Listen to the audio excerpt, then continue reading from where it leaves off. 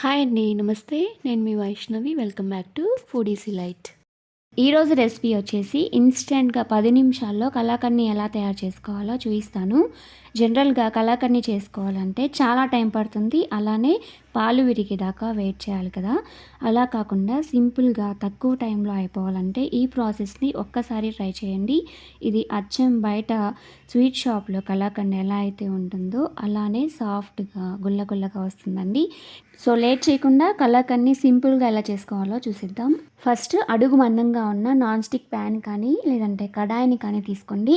మీ దగ్గర non stick పాత్రలు లేకపోతే అల్యూమినియం అయినా తీసుకోవచ్చు. ఏది తీసుకున్నా మందంగా ఉండేది తీసుకోండి. ఇప్పుడు ఇందులో ఒక పావు కప్పు నెయ్యిని కరిగించుకొని చల్లారిన తర్వాత ఇలా లిక్విడ్ ఫామ్లో ఉన్నప్పుడే వేసేసుకోండి. ఇప్పుడు ఇందులోకి ముప్పావు కప్పు పాలని వేసుకోండి. పచ్చి పాలనే వేసుకోండి, కాగపెట్టినవి కాదు. పాలు వేసుకున్న తర్వాత ఇందులోకి స్వీట్నెస్ కోసం ఒక హాఫ్ కప్పు షుగర్ని వేసుకోండి. ఇప్పుడు ఒక 2.5 కప్పులు మిల్క్ పౌడర్ని యాడ్ చేసుకోండి. నేను నెస్లే మిల్క్ పౌడర్ని యూజ్ చేశాను. మీరు ఏ బ్రాండ్ తీసుకున్నా పర్వాలేదు. మీరు ఏ కప్తో అయితే మిల్క్ పౌడర్ని కొలుచుకొని వేసుకుంటారో అదే కప్తో మిగిలిన ఇంగ్రీడియంట్స్ అన్నీ కొలుచుకొని వేసుకోవాలి. అన్నీ వేసుకున్న తర్వాత ఇప్పుడు ఒక విస్కర్ తీసుకొని దీన్ని బాగా మిక్స్ చేసేసుకోండి. ఇవి మొత్తం పూర్తిగా కలిసిపోవాలి. అప్పటిదాకా మిక్స్ చేసేసుకున్న తర్వాత ఇప్పుడు ఈ కడాయిని స్టవ్ పైన పెట్టుకొని ఒక స్పాచ్లా తీసుకొని చుట్టూ స్క్రేప్ చేసుకోండి. స్క్రేప్ చేసుకున్న తర్వాత దీన్ని మిక్స్ చేసుకుంటూనే కుక్ చేసుకోవాలి. ఫ్లేమ్ని సిమ్లోనే పెట్టుకొని దీన్ని కుక్ చేసుకోండి. షుగర్ కరుగుతున్నంతసేపు ఇది లూజ్ అవుతుంది. షుగర్ అంతా పూర్తిగా కరిగిపోయిన తర్వాత ఇది కొద్దిగా దగ్గర పడుతుంది. ఇప్పుడు ఫ్లేమ్ని సిమ్లోనే పెట్టుకొని ఇంకొక 10 నిమిషాలు దీన్ని కుక్ చేసుకోవాలి. 5 నిమిషాలకి ఇది కొద్దిగా దగ్గర పడుతుంది. ఇంకొద్దిగా దగ్గర పడే వరకు దీన్ని లో ఫ్లేమ్లోనే పెట్టుకొని కుక్ చేసుకోవాలి. ఇలా గుల్లగుల్లగా వచ్చిన తర్వాత ఇప్పుడు ఇందులో నుంచి కొద్దిగా తీసుకొని రౌండ్ చుట్టి చూడండి. మీకు రౌండ్ షేప్ వచ్చిందంటే ఇది కంప్లీట్ అయిపోయినట్లే. ఇక్కడ చూడండి, నాకు నెయ్యి కూడా సపరేట్ అయిపోయింది. ఇప్పుడు దీన్ని స్టవ్ ఆఫ్ చేసేసుకొని దింపేసుకోవచ్చు. మీరు ఓవర్గా కుక్ చేయొద్దు. ఓవర్గా కుక్ చేశారంటే ఇది గట్టిపడిపోయి తినేటప్పుడు పంటికి అతుక్కుంటుంది. ఇప్పుడు ఇందులో ఫ్లేవర్ కోసం 1 టీ స్పూన్ యాలకుల పొడిని వేసుకొని బాగా మిక్స్ చేసేసుకోండి.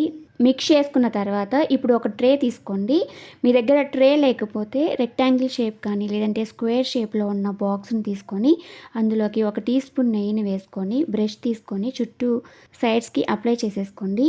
నెయ్యిని అప్లై చేసుకున్న తర్వాత ఇప్పుడు కలాకండ్ని ఈ ట్రేలోకి ట్రాన్స్ఫర్ చేసేసుకొని ఒక స్పాచ్లా కానీ లేదంటే ఒక చిన్న బౌల్ కానీ తీసుకొని కలాకండ్ని ఈవెన్గా కరెక్ట్ షేప్లోకి స్ప్రెడ్ చేసేసుకోండి. స్ప్రెడ్ చేసుకున్న తర్వాత ఈ కలాకండ్ పైన సన్నగా స్లైసెస్గా కట్ చేసుకున్న ఆల్మండ్ పీసెస్ని వేసేసుకొని ఒక చిన్న బౌల్ తీసుకొని ఈ ఆల్మండ్ పీసెస్ కలాకండ్కి స్టిక్ అయ్యేలాగా జస్ట్ లైట్గా పైన ప్రెస్ చేసేయండి, సరిపోతుంది. ఇలా చేసుకున్న తర్వాత ఇప్పుడు ఈ కలాకండ్ని పూర్తిగా చల్లారిపోయే వరకు అలా ఒక పక్కన పెట్టేసుకోండి. ఇది పూర్తిగా చల్లారిపోయిన తర్వాత ఇప్పుడు ఒక ప్లేట్ తీసుకొని ఈ ట్రేని ఆ ప్లేట్లోకి బోర్లించేసి పైన జస్ట్ లైట్గా ట్యాప్ చేస్తే ఇది ఈజీగా డీమోల్డ్ అయిపోతుంది. ఇక్కడ చూడండి, ఇలా ఈజీగా వచ్చేసింది కదా.